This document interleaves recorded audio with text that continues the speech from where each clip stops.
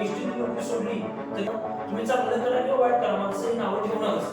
पण आपण फेस केलं नाही मला परत बिझनेस करायचं कारण माझं आपण त्यांच्यासाठी व्यवसाय करावा नाही पैसे कमवावं तर नमस्कार मंडळी, तुमच्या सगळ्यांचं स्वागत करतो आपल्या एका व्हिडिओमध्ये. जसे की तुम्हाला मागच्या व्हिडिओमध्ये मी सांगितलेलंच की आपल्याला एक छोट्या मोठ्या व्यवसायिकांपाशी जाऊन त्यांचे थोडासा संवाद साधून त्यांच्या यशाबद्दल किंवा त्यांच्या धंद्याबद्दल तुम्हाला थोडीशी माहिती द्यायची आहे आणि व्यवसायाबद्दल थोडीशी माहिती द्यायची. आज आपण आलेलो आहोत आपल्या नथुराम दादा शेडगे यांच्याकडे. तर त्यांची माहिती अशी सांगायची झाली तर त्यांचे शेडगेवाडी या ठिकाणावर वडापाव सेंटर आहे आणि ते आपल्या भागामध्ये खूप प्रसिद्ध आहे आणि त्यांनी त्यांच्या क्षेत्रामध्ये खूप सारं यश कमवलेलं आहे. तर त्याच यशाबद्दल आपण त्यांच्याकडून आज जाणार आहोत. तर काय सांगाल आता तुम्ही व्यवसाय यशाबद्दल? नमस्कार, माझं नाव नथुराम श्रीपती शेडगे, गाव शेडगेवाडी, तालुका शिराळा, जिल्हा सांगली. तर शेडगेवाडी फाटा येथे माझं जे महाराष्ट्र वडापाव या नावाने वडापाव सेंटर चालू आहे. तर आता मी माझ्या व्यवसायामध्ये प्रसिद्धी मिळवलेली आहे बऱ्यापैकी. तर त्या प्रसिद्धीमागं हे काय थोडे दिवसाचं काम नाही की एक 8-10 दिवसात किंवा 2-6 महिन्यात एक वर्षामध्ये प्रसिद्धी अशी मिळू शकत नाही. तर आत्ताच्या मुलांना असं वाटतंय की आत्ताचा माझा जो व्यवसाय चालू आहे हा व्यवसाय बघून असं वाटतं की व्यवसायामध्ये सक्सेस होण्यासाठी थोडी वेळ कालावधी जातो.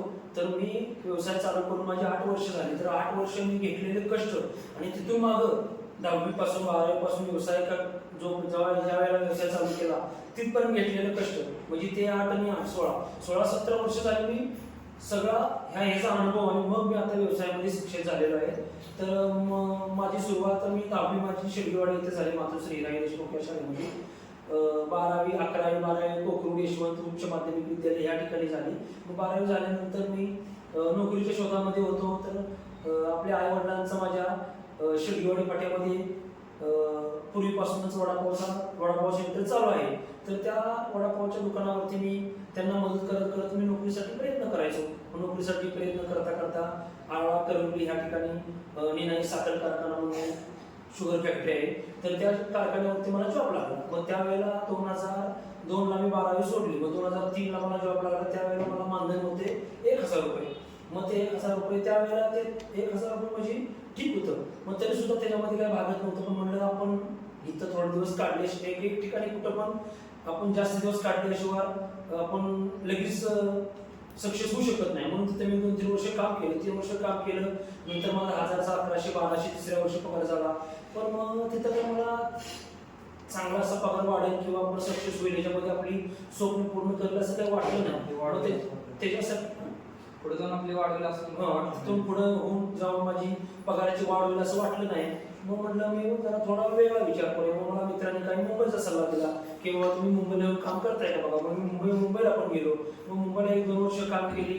मग मुंबईला करता करता मग तिथं माझं काय मुंबईत पण काय मन लागत नव्हतं कारण तिकडे पण आपलं शिक्षण फक्त 12वी. मग 12वीला तुम्ही मुंबईला गेलं तर तुम्हाला किती पेमेंट भेटणार आहे. त्यातून आपलं राहणीमान सगळं खर्च जेवण खानावळी सगळं.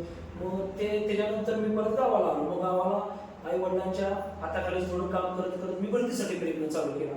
मग मी पोलीस भरती, मिलिटरी भरती, CRPF, BSF असं कुठल्या वेगवेगळ्या भरत्या, जिल्हा परिषद, पंचायत समिती अशा वेगवेगळ्या मी भरती करत होतो. ते करता करता पोलीस भरतीला मी भरपूर ट्राय केला. मुंबईला गेलो, परत रायगडला गेलो, पुण्याला गेलो, सांगलीला गेलो, कोल्हापूरला गेलो. असं करत करत भरतीसाठी भरपूर प्रयत्न चालू होता. तर मग हे सगळं करत करत माझं ओपनचं वय होतं 25 वर्ष भरतीसाठी. मग ते माझं वय कुठंतरी संपत आलेलं होतं. मग ते करत करत प्रत्येक भरतीसाठी मी पात्र असायचो.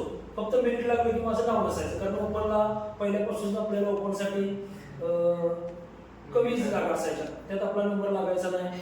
मग असं करत करत मग माझं ओपनचं जे वय होतं 25 वर्ष ते संपलं.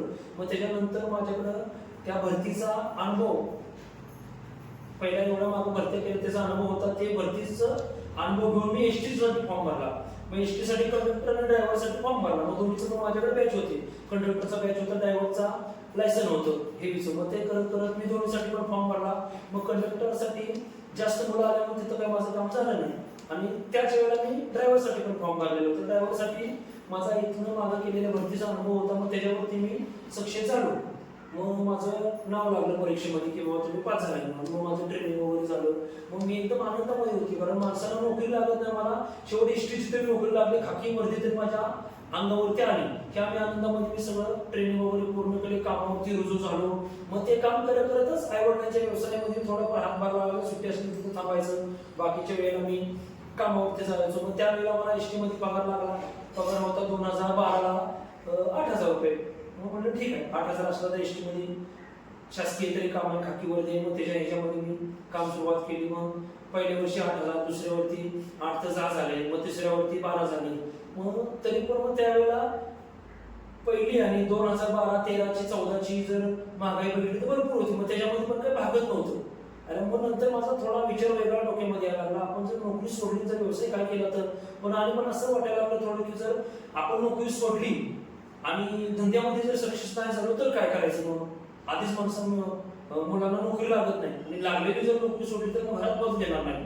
आणि मग नोकरी सोडताना मी घरामध्ये थोडं बोललो मी की आई वडिलांना की बाबा मी नोकरी सोडते.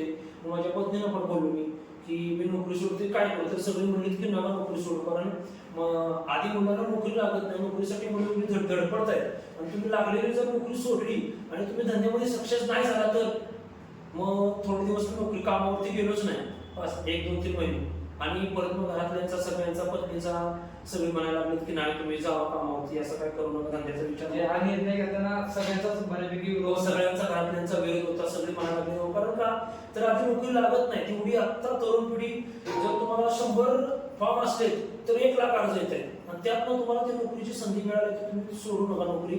मग ह्यांच्या सगळ्यांच्या मी आग्रहाखातर परत नोकरीवरती रुजू झालो. मग एसटी मधल्या साहेबांना ते काय काय सांगून अर्ज वगैरे ते प्रोसेस करून परत आणि कामावरती रुजू झालो. पण तरी पण 1-5-6 महिने काम केलं, वर्षभर काम केलं. मग एसटी मध्ये जर समजा अपघात वगैरे झाला तर ते स्वतः आपल्याला बघावं लागतं. मग खिशातले पैसे घालायचे, तर मग ती धुकधुक असायची. घरी आपली बायको पोरं वाट बघणार, आई वडील वाट बघणार आणि म्हणजे एकदम छातीवरती धोंडा ठेवूनच कामावरती राहायचं. पेमेंट पण एवढं नव्हतं. आता मिलिटरीमध्ये, पोलीसमध्ये जर आपण बघितलं तर तेव्हा प्रमाणामध्ये पगार आहे, पेमेंट आहे, त्यामुळे काय वाटत नाही. पण एसटीमध्ये पेमेंट पण नाही.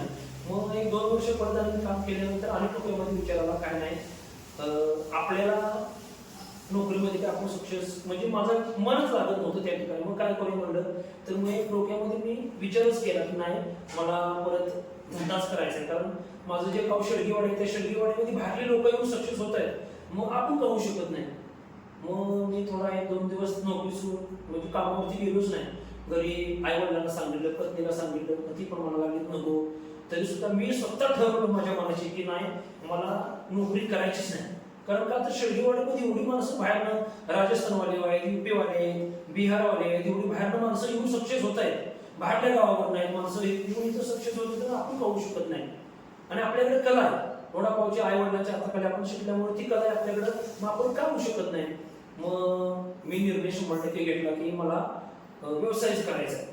मग पत्नीला मी बोललो, घरातल्या मंडळींना, आई वडिलांना बोललो, तुम्ही जरी मला विरोध केला तरी सुद्धा मी नोकरी सोडणारच आणि व्यवसाय करणार. मग त्यांचा विरोध होताच, तरी सुद्धा मी त्यांच्या विरोधाला टाळून मी व्यवसाय सुरुवात केली, व्यवसाय करण्याची म्हणजे इच्छा व्यक्त केली मी. तुमचा स्वतः घरचा व्यवसाय होता बरोबर, मग तोच तुम्ही पुढे वाढवायचा का प्रयत्न केला, तुमचा स्वतःचा का व्यवसाय चालू केला. मग तो व्यवसाय मी वाढवण्याचा प्रयत्न करत होतो, पण जुनी माणसं, आई वडील म्हणलं जुनी पिढीची. मग मी तिथं त्यांच्या व्यवसायामध्ये थांबून मी काहीतरी नवीन करण्याचा प्रयत्न करणार. आता मी एसटी मध्ये फिरलो, भरतीसाठी इकडे फिरलो, तर कुणाचा कसा व्यवसाय आहे, काय आहे हे बघून मी आपल्या आई वडिलांच्या व्यवसायामध्ये काहीतरी बदल करण्याचा प्रयत्न करायचो. पण जुनी माणसं त्यांचा जुने विचार ते म्हणाले नाही कशाला असं करतोय, असं करून कोण एवढं पैसे देणार, एवढं तू असं साहित्य एवढं काय काय वेगवेगळं घालणार, मग कोण आता पैसे देत नाही, कोण एवढं पैसे देते कशाला काय. मग ते माझं तिथं पण लागायचं नाही. मग म्हटलं असं करूया, मी स्वतः एक व्यवसाय करतो, मग त्या व्यवसायामध्ये मी स्वतः मालक आणि स्वतः मीच ठरवणार तुम्हाला काय करायचं आहे, काय बदल करायचा आहे, काय फायदा तोटा करायचा आहे, कशामध्ये काय करायचं आहे, मी एवढं फिरतोय काय करतोय, तर तोटा होते फायदा होते, पण मी स्वतः निर्णय घेऊ शकतो ना. मग त्याच्यासाठी मी स्वतः व्यवसाय करण्याला सुरुवात केली. मग व्यवसाय करण्यासाठी माझ्याकडे पैसे नव्हते, एसटी मध्ये होतो तर 8,000 पगार, मग तेवढ्यामध्ये काय माझं भागत नव्हतं ना. मग काय करायचं, तर मग पैसे तर नव्हते. मग तेवढ्या सगळ्या मी आतापर्यंत एवढं कष्ट घेतलं, नोकरीमध्ये एसटी मध्ये लागलो, त्याच्या अगोदरची नोकऱ्या सगळ्या मिळून फक्त माझ्याकडे एक सोन्याचा डाग मालकीण्यासाठी बनवलेला होता. एक तोळ्याचा 30,000 रुपयाचा, तेवढा माझ्याकडे फक्त एक डाग होता. तेवढ्याच्या ह्याच्यावरती मी व्यवसाय करण्याचं धाडस केलं. तरी सुद्धा माझी जी मित्रमंडळ आहेत त्यांना मी पैशाची मागणी केली. आतापर्यंत माझे खास मित्र आहेत एक दोन, त्यांना मी म्हणले की बाबा तुम्ही मला थोडाफार मी व्यवसाय करतोय, तर ती पहिल्यापासून व्यवसाय करताय. आम्ही वर्ग मित्र सगळे, मग त्यातले एक खास वर्ग मित्र त्याला म्हणलं की मी तू बाबा इथनं मागं तू व्यवसाय करतोयस, मी फक्त वडिलांच्या व्यवसायामध्ये उभं राहायचो, पण असं मनापासून करत नव्हतो. तर मग तुम्हाला एक थोडं धंद्यासाठी तुम्हाला मदत केली पाहिजे अशी मी त्याच्याकडे इच्छा व्यक्त केली. तर त्यानं पण थोडा 30,000 रुपये, मग त्याने मला नकार दिला. तो म्हणला नाही असं आहे सध्या, मला हे आहे ते आहे, माझं असं आहे. त्याने त्याच्या भरपूर अडचणी सांगितल्या. ठीक आहे, त्यांना अडचणी त्याच्या पद्धतीने सांगितलं, पण मला तर व्यवसाय करायचा आहे, त्याच्यामुळे मी काय हार मानून उपयोग नाही. मग काय करायचं, मग त्यानंतर अशी माझी इच्छा होती की त्याला 10 नाही तरी 5-10 हजार रुपये तरी देणं गरजेचं आहे. तरी सुद्धा दिलं नाही, त्याची अडचण त्याला माहिती. मग माझ्याकडे जे 30,000 रुपयाचा डाग होता, असं मी ठरवलं की हा डाग आपण मोडूया. मग त्यावेळेला 30,000 रुपयाचा डाग मी केला होता, तर 1-2-3 वर्षामध्ये त्याची 40 रुपये किंमत झाली होती. मग ते डाग मी मोडला. मग मोडल्यानंतर मला त्याचे आले 30,000 रुपये. मग मी काय विचार केला, जर डाग मोडला आणि आपण व्यवसाय केला, सक्सेस झालो, तर आपण अजून भरपूर सोनं बनवू, काय करू, आपले स्वप्न पूर्ण करू. आणि जर त्या व्यवसायामध्ये फेल गेलो तर आपली वस्तू गेली, म्हणजे आपण मित्राकडे पैसे घेणार आहे त्यांना त्रास नको त्या पैशाचा. मग त्यांना असं वाटतं की आता हे पैसे परत आपल्याला देईल का नाही, व्यवसाय चालू का नाही. मग मी तो डाग मोडला, त्या ह्याच्यावरती मला 30,000 रुपये आले. मग मी पहिल्यांदा ते पण व्यवसाय म्हणजे फिक्स केला नाही. का केला नाही, तर व्यवसाय नाही चालला तर काय करायचं, म्हणून मी छोटीशी मिनी हे असते आपलं छोटा हाती, त्याच्यामध्ये मला एक सेकंडमध्ये मी मोबाईलवरती मित्राकडून माहिती हे करून एक छोटीशी एक व्हॅन तयार होते. त्याच्यामध्ये वडापावचा सगळा सेटअप वगैरे असते, बसूनच करायचं. म्हणलं ह्या जर आपण शेडगेवाडीमध्ये सक्सेस झालो नाही तर आपण आठवड्याला फिरून बाजार करायचे. मग आठवड्याला फिरून बाजार केलं तर मग आठवड्याचे 4 बाजार 2-3 सुट्टी असणार, असं करू. म्हणून ते मी व्हॅन घेतली. मग ती 15,000 रुपयाची सेकंड व्हॅन घेतली. त्याच्यामध्ये सगळं त्यांचं ते जुनं साहित्य आणि बाकीचं राहिलेलं मग 15,000मध्ये मी बाकीचं नवीन साहित्य घेते. असं करून मी धंद्याला सुरुवात केली शेडगेवाडीमध्ये. मग माझं 1 वर्ष पहिलं सुरुवात झाली.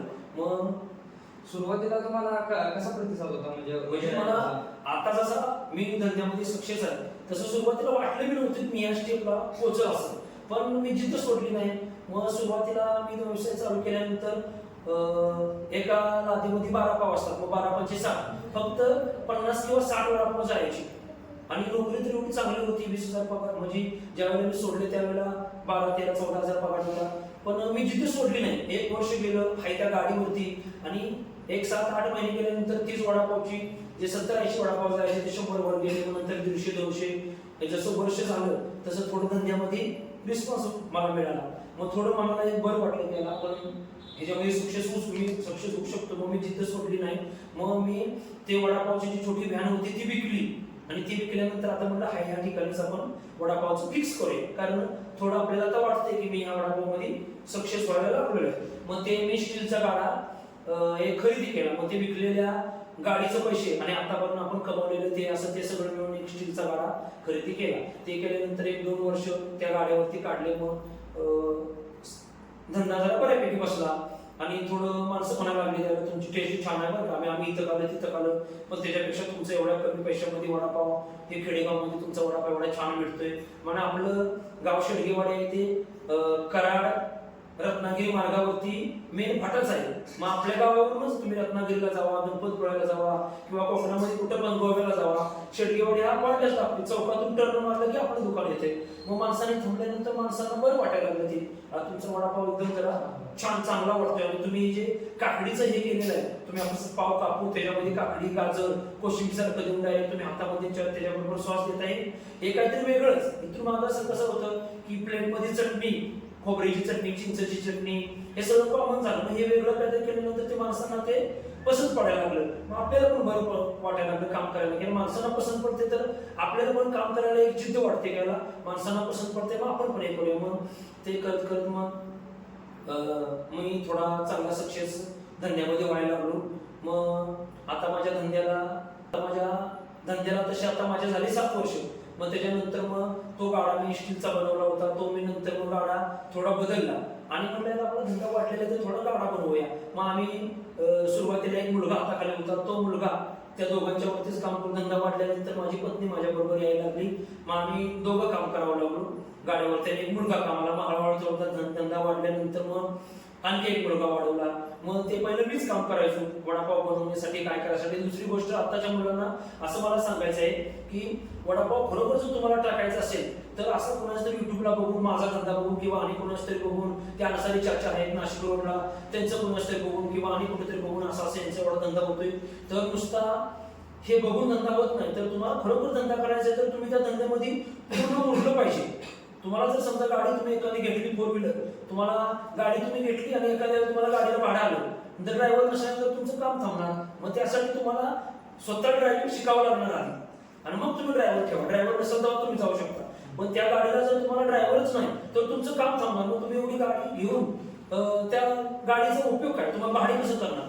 मग त्या आताच्या नवीन पिढीला किंवा जे धंदा करणार त्यांना असं सांगायचं की तुम्हाला खरोखर वडापावचा धंदा किंवा कोणताही व्यवसाय तुम्हाला टाकायचा असला तर तुम्ही त्या व्यवसायाची सुरुवात एखाद्या ड्रायव्हर, जसं गाडी घेताना ड्रायव्हर लागतं तसं वडापाव चालू करायचं म्हणलं तर आचारी लागतो, तसं तुम्ही आचार्याची व्यवस्थित धंदा करू. तुम्हाला असं म्हणायचं की जर तुम्हाला त्या धंद्यात उतरायचं आहे तर तुम्ही स्वतः त्याला त्या धंद्यात झोपून दिलं पाहिजे किंवा तुम्हाला त्यात आलं पाहिजे किंवा काहीतरी तुम्ही स्वतः त्यात काहीतरी उभं केलं पाहिजे. नुसतं दुसऱ्याचं बघून काही करून होत नाही. ते दुसऱ्याचं बघून धंदा होत नाही.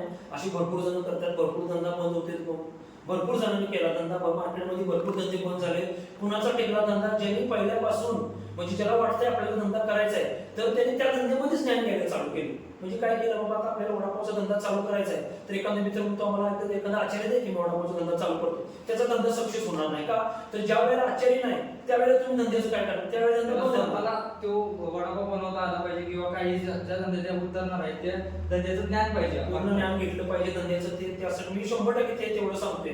आता भरपूर मित्र मला सांगतात की मला धंदा करायचा, जरा तुम्ही एखादा आचार्य देशील का किंवा तुमचा मसाला देशील का. माझा मसाला देऊन आणि माझं नाव देऊन धंदा होणार नाही. तर तुम्हाला स्वतः त्या धंद्यासाठी झटावं लागणार आहे. समजा तुम्ही आचार्य ठेवला, त्या आचार्याला वडा काहीतरी सोडता येत नाही, चुकी झाल्या तर तुम्हालाच माहित नाही तर तुम्ही काय सांगणार त्या आचार्याला. त्यासाठी आपल्याला पूर्ण त्या धंद्याचं ज्ञान पाहिजे. पण तुम्ही सांगू शकता की बाबा ह्या वड्यामध्ये सोडा जास्त झालाय, हा वडा कमी भाजलाय, जरा गॅस कमी करतो. ते असं तुम्ही कधी सांगणार ज्या वेळेला तुम्ही स्वतः त्या धंद्यामध्ये झोपून दिलेलं असणार, अगोदर कुठंतरी काम केलेलं असणार असा, तर तुम्ही सांगणार. तुम्ही त्या धंद्यातच तुम्हाला ज्ञान नाही तर तुम्ही त्या आचार्याला कसं सांगणार, तुम्ही धंदा कसा सांभाळणार. म्हणून नवीन पिढीला मला सांगायचं, तुम्हाला धंदा करताना तुम्ही पहिल्यांदा कामाला राहा. कमीपणा काय करायचं, तुम्ही धंदा करायचाच आहे ना तर तुम्हाला कमीपणा घ्यायची गरज नाही. मी धंदा जेव्हा चालू केला तेव्हा इष्टीतली नोकरी सोडली, तर इष्टीतली नोकरी सोडल्यानंतर लय जण म्हणायला लागले त्याला काय तुम्ही नोकरी सोडल्याचा.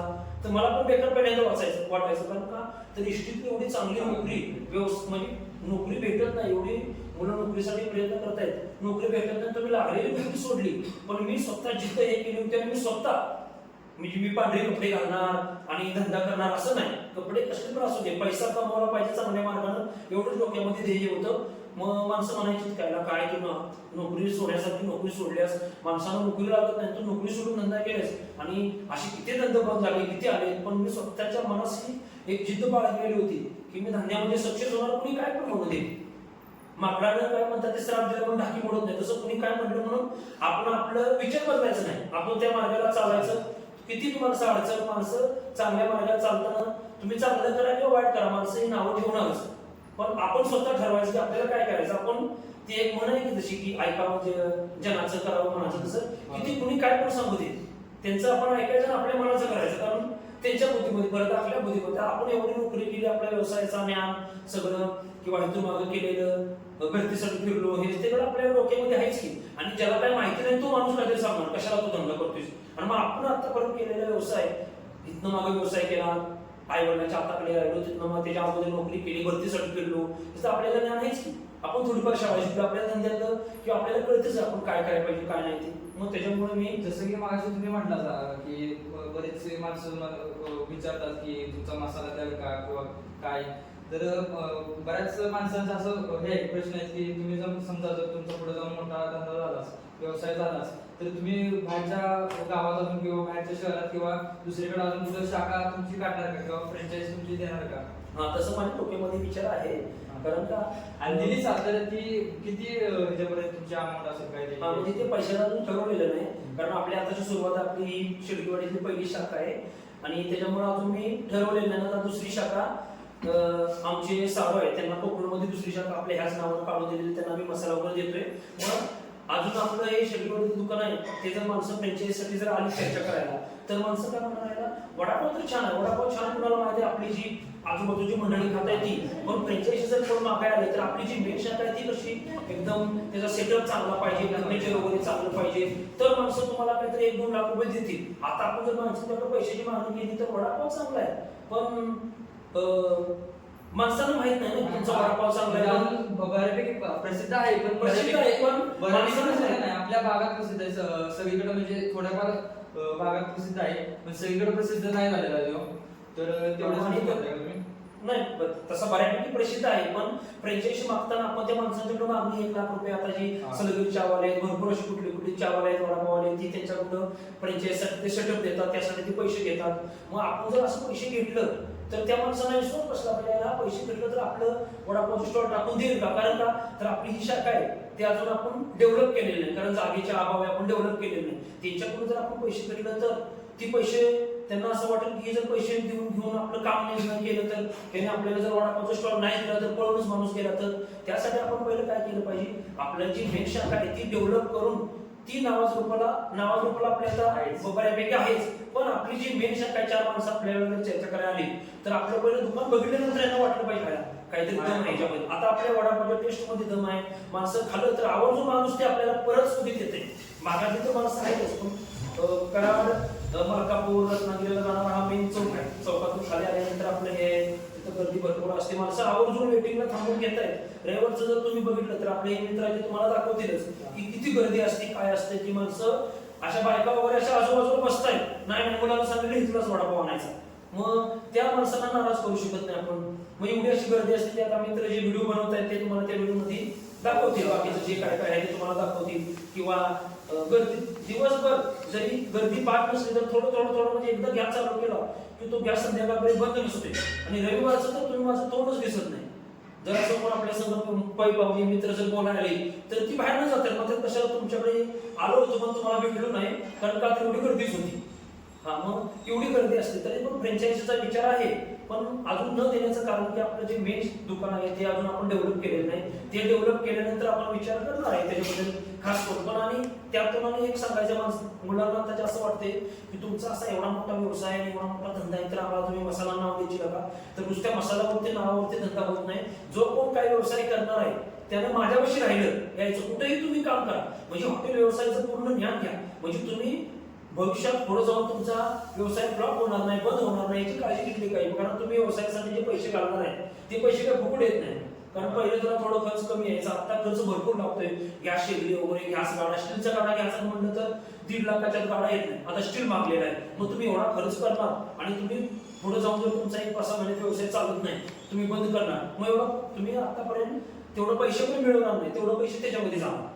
मग त्याच्यासाठी तुम्ही पूर्ण व्यवसायाचं ज्ञान घ्या. आता समजा तुम्ही म्हणला मला इथं तुम्ही कामाला ठेवा आणि मी तुमच्याविषयी शिकतो आणि मग मला कुठेतरी घालूया, पण आता मी जर तुम्हाला शिकवायसाठी घेतलं तर आता जी काय मुलं, माझा सेटअप सगळा तयार आहे, 2 मुलं आहेत, एक बनवणार आहे, मला मदत करणार आहे, माझी पत्नी असते, मी असतोय. मग तुला जर शिकवायसाठी घेतलं तर त्या अचानक थांबू शकत नाही. आणि आता असं आपलं काम आहे की एकदम अचानक झाली, मग भरपूर गर्दी होती. मग अशा वेळेला शिकणाऱ्याला म्हणू शकत नाही तू इथं काढून दे. म्हणजे जसं उदाहरणार्थ आपली स्वतःची माझी गाडी आहे आणि कोणतरी मित्र म्हणला मला जर गाडी शिकवतो, मी त्या मित्राला गाडी शिकवतो, पण भाडं आले, मी भाडे घेऊन गेलोय आणि त्याला गाडी शिकवतो, तर प्रवासी काय म्हणणार, बाबा मला होतं, मला आपलं सुखराम पासून आम्ही दुसरी गाडी बघतो, तू शिकवीत बसतो, माझा तो व्यवसाय कसा चालणार, धंदा माझा चालणार नाही. मी जर त्याला गाडी शिकवत बसलो तर त्यासाठी इथं जर मी त्या कुठल्याही मुलांना जर शिकवत बसलो तर माझा धंदा चालणार नाही. मग त्यासाठी त्या मुलांनी काय केलं पाहिजे, कुठेही तुम्हाला वाटते माझी फ्रँचायझी घ्यायची आहे, माझा व्यवसाय तुम्हाला माझ्या नावानं चालवायचा, तर तुम्ही कुठेही काम करा. तुम्हाला वडापावच करायचा आहे ना, माझा फक्त मसाला माझा आहे, वडापाव करण्याची पद्धत, पैसे घेण्याची पद्धत सगळी सेम आहे. तुम्ही कुठेही काम करा आणि नंतर तुम्ही सांगा की मी माझा शिकलेलो आहे, मला 1-2 वर्षाचा 1 वर्षाचा अनुभव आहे, तुमची मला फ्रँचायझी पाहिजे. मग मी त्याच्यासाठी विचार करू, आणखी मला बरं वाटेल की का तर तुम्ही ट्रेन झाले. आता माझ्याकडे अशी भरपूर मुलं येत आहेत की तुमचा मला व्यवसायाचं फ्रँचायझी मसाला वगैरे द्यायची का. मग त्यांना जर विचारलं तुम्ही काय करता, आता मी काहीच करत नाही, एखादा आचार्य बघणार आहे आणि मी धंदा चालू करणार आहे, तर ते तसं घंटा होत नाही म्हणून मी कोणाला देण्याचं धाडस केलेलं नाही. आता कोकणमध्ये आपली दुसरी शाखा आहे, मग त्यांना का दिलं तर तो मुलगा माझ्या सख्या साळवांचा मुलगा, तर तो माझ्याकडं 2 वर्ष राहायला सुद्धा, मग राहायला असताना काम शिकून तो तिकडे गेला. पूर्ण शिकून म्हणजे कामगार म्हणूनच त्यानं काम केलं आणि ते कामगार म्हणून आपला पाहुणा आहे म्हणून मी त्याला बिगर पगाराचं काम नाही करून घेतलं, त्याला मी थोडंफार त्याला मोबदला दिला.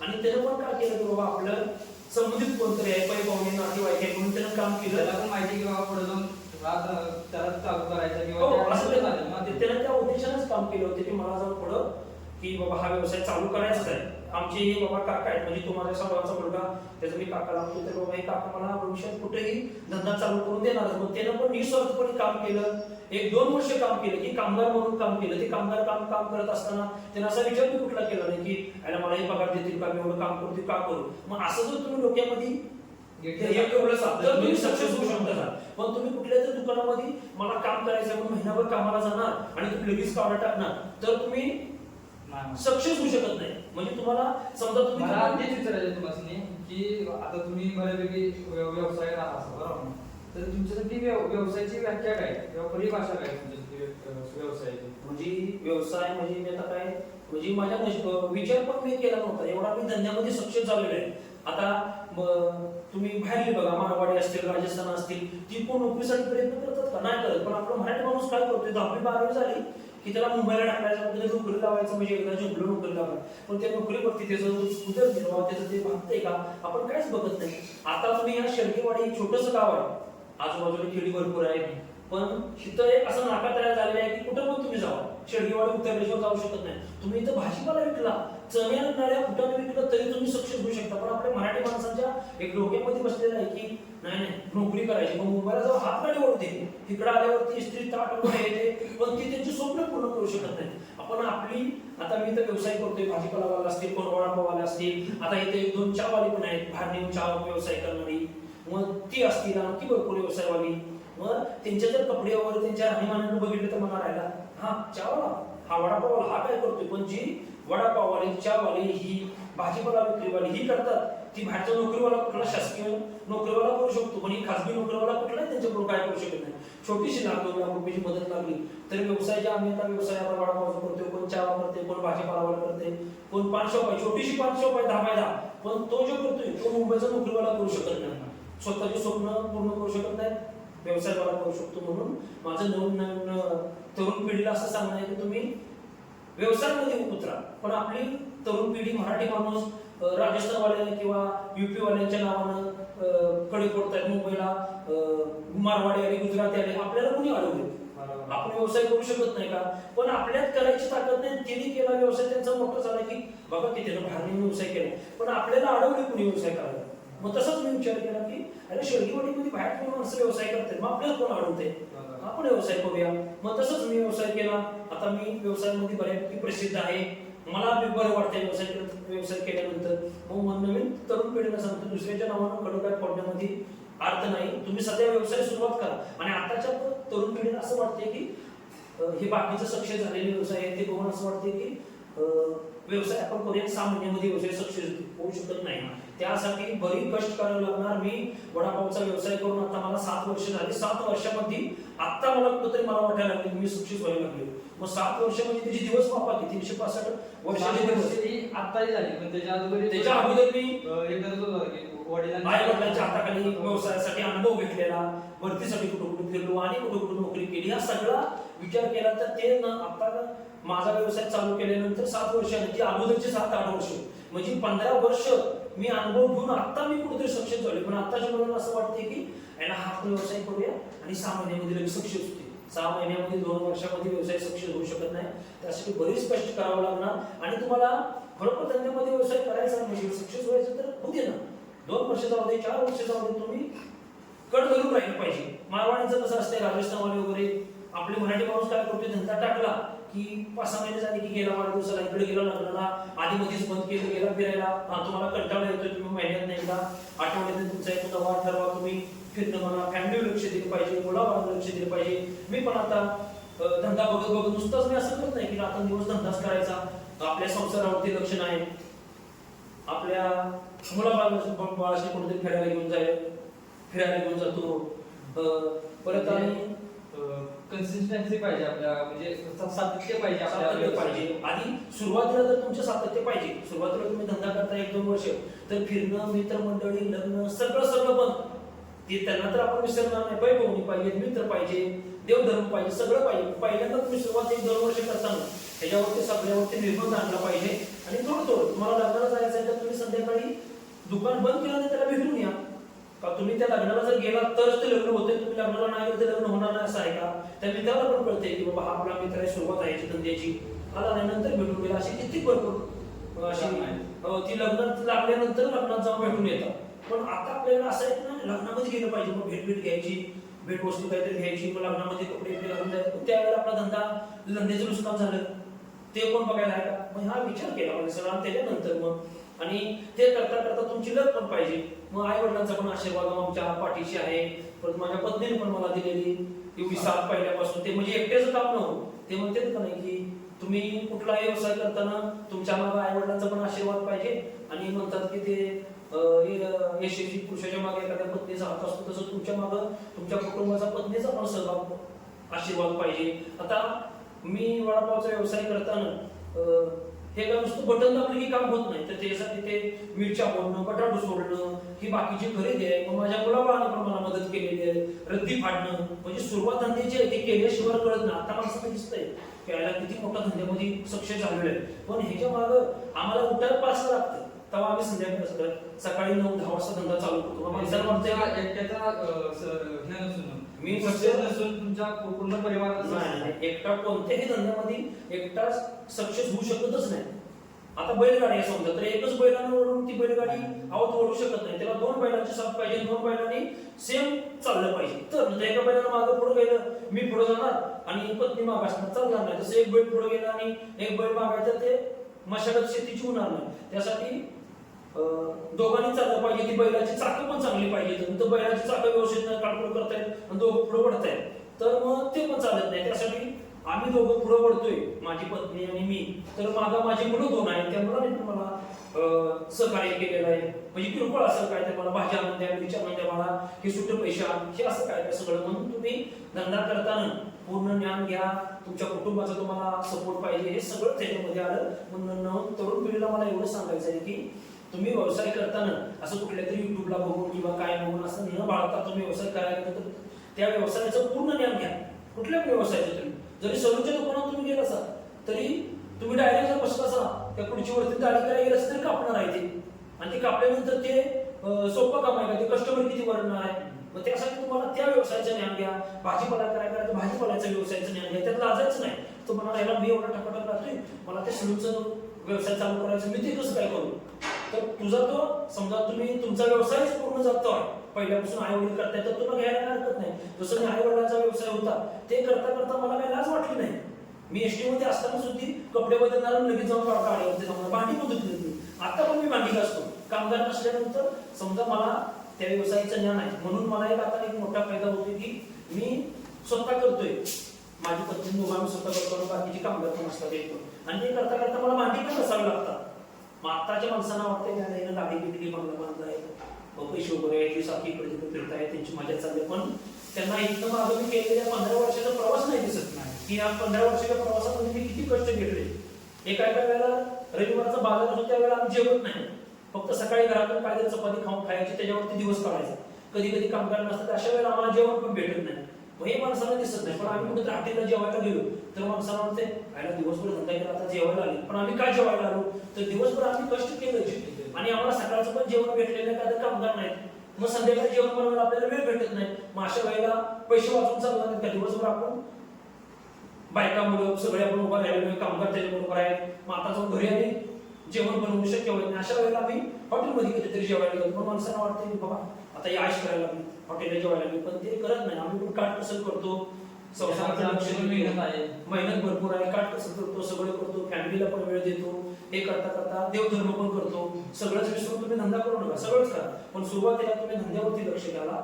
आणि तरुण पिढीला अनेकदा परत सांगायचं की तुम्हाला जो धंदा करायचा आहे त्या धंद्याचं पूर्ण ज्ञान घ्या आणि तुम्ही धंद्यामध्ये उतरा. धंद्यामध्ये 100% पैसा आहे. मी एका गाडीवरती असं लिहिलेलं वाचलं होतं की ह्या जगामध्ये प्रेम आणि पैसा खूप आहे, फक्त मिळवण्याची धमक पाहिजे. तुमच्यामध्ये प्रेम मिळवण्याची धमक पाहिजे. तुम्ही जर कस्टमर आला त्याच्याशी तुम्ही उद्धट बोलला, कस्टमर मला म्हणलं मला तेच विचारायचं होतं मग की तुमच्या इथं खूप गर्दी असते, बरेचसे गिराईक असतात, असं तुम्हाला कोण असं त्रास देणारा व्यक्ती भेटला तर त्याला कसं हँडल करता, म्हणजे काय भरपूर अशा एवढी गर्दी असते. अगोदर 20-20 मिनिटं थांबलेली गिराईक असतं, पण असं गिराईक येतं की ओ त्या माझी गाडी थांबलेली आहे, मला जरा लवकर आहे. मग त्यांना समजून सांगावं लागतं, अहो नाही भाऊ तुम्हाला देऊ शकत, की अगोदर 20 मिनिटं माणसं थांबलेले आहेत, त्यांना जर न देता तुम्हाला तुमची गाडी थांबल्या म्हणून दिलं तर हे कस्टमर परत येणार नाही. मग ते कस्टमर पण नाराज झाले नाही. मग हे सगळ्यांचा अभ्यास करून आपल्याला त्या धंद्यावरती फोकस करायला लागते. मग त्या माणसाला समजून सांगावं लागते की नाही तुम्हाला देऊ शकतो, तुमची गाडी लागली तर दुसरी गाडी, पण हे गिराईक गाडी परत येणार नाही, कारण गाडी तुमची दुसरी, तुम्ही दुसऱ्या गाडीनं जाशील. पण हे एकदा गिराईक येणारा चालेल परत येणार नाही, कारण ते 10 मिनिटं अगोदर गिराईक थांबलेले, 20 मिनिटं थांबलेले, ते गिराईक वाट बघते, असं हात मागून बसलेला असते पैसे अगोदर देऊन की आता हा बाबा कधी देतोय बघूया, हा बाबा मला आता दिन मग तुमच्या देखत तुम्ही गडबडीत आलाय आणि तुम्हाला दिलं आणि ते गिराईक नाराज झाल्यानंतर, समजा उदाहरणार्थ आपण असं कुठेतरी गेलोय, आपण पैसे देऊन कुठेतरी 10-20 मिनिटं असं थांबलोय आणि आपल्याला त्या दुकानदाराच्या ओळखीचा कोणतरी आला आणि त्याला दिलं तर आपल्याला काय वाटेल, आपल्याला आपण त्या दुकानाकडे परत जाणारच नाही. अशी भरपूर उदाहरणं झालेली.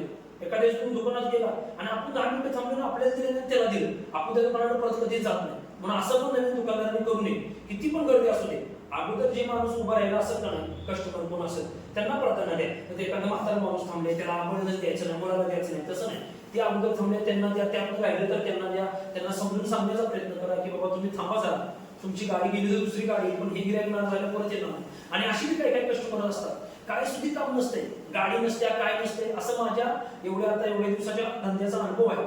काय माणसांची खरोखर गाडी लागलेली असते, पण काय माणसांची गाडी बिडी काय सुद्धा नसते. ते असं म्हणतात की लवकर त्या माझं बाहेर होते, माझी गाडी थांबल्या, माझी गाडी लावलेली गाडी कुठं जाते का? 5 मिनिटं थांबला सुद्धा लावलेली गाडी ती तिथंच आहे, तुम्ही गेल्यावरच गाडी जाणार आहे. पण यांची गडबड असते, मग तिथून घ्यायचं गडबडीत, तरी पण आपण वाटते घ्यायला नाही. आता ही कोणतरी लेडीज असेल, वाटते का वयस्कर आहे किंवा म्हातारा माणूस आहे, त्याला देऊया, पण तो माणूस तिथून घेतो आणि आमचं लक्ष असते की हा घेतल्यानंतर लगेच जातोय का. तर ही थांबलेली माणसं काय बोललेली नाही, तरी सुद्धा यांची गडबड आहे म्हणून आपण घेतो. तर ती पिशवी घ्यायची आणि कुठेतरी साईडला जाऊन ते गाडीविषयी बोलत थांबायचं, मग गप्पा मारत थांबायचं दुसऱ्या समोर.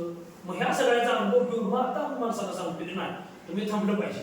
खरोखर तुमची गडबड आहे का नाही ते आम्हाला माहित नाही, असेल गडबड तरी सुद्धा आधी थांबले त्यांना प्राधान्य दिलं पाहिजे आणि नंतर मग तुम्हाला. कारण एवढ्या दिवसाचा अनुभव आपल्या धंदा करते, तर त्याची खरोखर गडबड नाही, तो माणूस गडबड आहे पण तो इथून घेऊन जातो, बाकी तिकडे जाऊन तो चर्चा करत थांबतात, गप्पा मारत थांबतात, तुझं कसं झालं, याचं कसं झालं. मग तुम्हाला घेताना गडबड नव्हती, तुम्ही पिशवी घेतली सा आणि नंतर जाऊन तुम्ही तिथं जाऊन निवांत बसलायचं, मग बाकीच्या माणसांना कसं वाटेल. तर अजून तुम्हाला काय आपल्या प्रेक्षकांना सांगायचं का आपण थांबूया? आता हे माझे मित्र आहेत, त्यांनी हा नवीनच व्हिडिओ बनवण्याचा नवीकरण चालू केलेलं आहे. त्यांना प्रोत्साहन म्हणून माझा दुसरा तिसरा व्हिडिओ असेल, पहिलाच व्हिडिओ आहे. माझा पण हा पहिलाच व्हिडिओ आहे. मी इथून मागं कधी सुद्धा माईकवर पण बोललो नाही, पण हे आता एवढे जे बोललो ते धंद्याच्या जीवावरती, माणसाचे झालेला संवाद, पैसे देणं घेणं, एखादा दारू पिलेला माणूस त्याला बोलणं, गडबडीचा माणूस असते त्याच्या जीवावरती मी आता हिंकाशी माझ्या मित्राशी 2 शब्द बोललो मी, नंतर मी इथून मागं कधी सुद्धा बोललो नव्हतं. म्हणून धंद्याची पण ताकद अशी चांगली आहे की तुम्ही असं बोलू शकता, तुम्ही असं कुठंच बोलू शकत नाही. नोकरीमध्ये तुम्हाला साहेब बोलून देऊ शकत नाही. नोकरीमध्ये कोण बोलणार, तुमचं जे मेन कोण साहेब असतील ते बोलणार, तुम्हाला असं कोणाशी बोलण्याशी तुम्हाला संपर्कच येणार नाही. पण हा धंदा असा जे प्लॅटफॉर्म आहे की तुम्ही स्वतः डायरेक्ट बोलू शकता आणि स्वतः मालक सेल्फ डेव्हलपमेंट. मग त्याच्यामुळे मला हा आलेला धंद्याचा अनुभव मी यांच्याशी शेअर केलेला आहे. आणि माझे मित्र आहेत, हा त्यांचा बी पहिलाच व्हिडिओ, माझा पण पहिलाच व्हिडिओ आहे. तर माझा आणि तुम्ही काय बोलण्यामध्ये माझी काय चूक झाली असेल तर ती क्षमा असावी. आणि मी एवढं बोलून थांबतो आणि नवीन जे व्यवसाय करणार आहे त्यांना माझ्या शुभेच्छा. धन्यवाद. तर नक्कीच त्यांनी आपला सगळा प्रवास तुम्हाला सांगितला आणि मला असं वाटतं की त्यातनं तुम्हाला काहीतरी नक्कीच व्यवसायाबद्दल काहीतरी टिप्स कळाल्या असतील. आणि जर तुम्हाला या व्हिडिओतून काही चांगलं कळालं असेल किंवा तुम्हाला काहीतरी घेण्याजोगतं वाटलं असेल तर नक्कीच माझ्या व्हिडिओला लाईक करा, शेअर करा, सबस्क्राईब करायला विसरू नका.